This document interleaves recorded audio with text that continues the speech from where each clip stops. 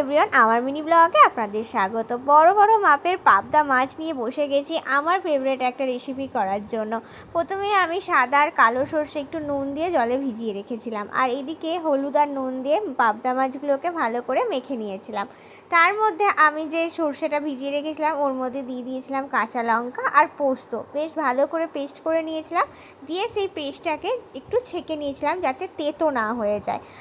আমি পাবদা মাছের এই সর্ষে দিয়ে ঝালটা খেতে খুব ভালোবাসি। তো তারপরে আমি পাবদা মাছগুলোকে এক এক করে ফ্রাই করে নিলাম। ওই তেলের মধ্যেই আমি দিয়ে দিয়েছিলাম কালো জিরে আর কাঁচা লঙ্কা। কালো জিরে কাঁচা লঙ্কাটাকে একটু নেড়ে চেড়ে আমি দিয়ে দিয়েছিলাম ওর মধ্যে কুচনো পেঁয়াজ দিয়ে কুচনো পেঁয়াজটা একটু যখন লাল হয়ে এসেছিলো তার মধ্যে দিয়ে দিয়েছিলাম অল্প একটুখানি আদা বাটা। তারপরে যে পেস্টটা বানিয়ে রেখেছিলাম সেই পেস্টটা দিয়ে একটু ভালো করে নেড়ে চেড়ে তার মধ্যে স্বাদ মতো নুন, স্বাদ মতো চিনি দিয়ে ভালো করে কষিয়ে নিয়েছিলাম।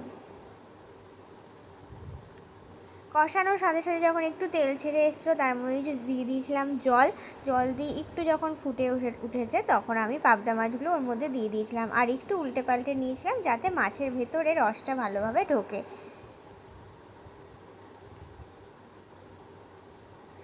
একটু নেড়ে চেড়ে নেওয়ার পরে আমি ওর মধ্যে নামানোর আগে জাস্ট একটু সর্ষের তেল দিয়ে আর কুচনো ধনেপাতা দিয়ে আমি রেডি করে নিয়েছিলাম। এই রেসিপিটা করতে বেশি টাইম লাগে না, খুবই তাড়াতাড়ি হয়ে যায় আর খুবই সহজ, আর এটা গরম ভাতে খেতেও খুব ভালো লাগে। আমি ভিডিওটা এখানেই শেষ করলাম। ভালো লাগে লাইক কমেন্ট করতে ভুলবেন না। সবাই ভালো থাকবেন, টাটা।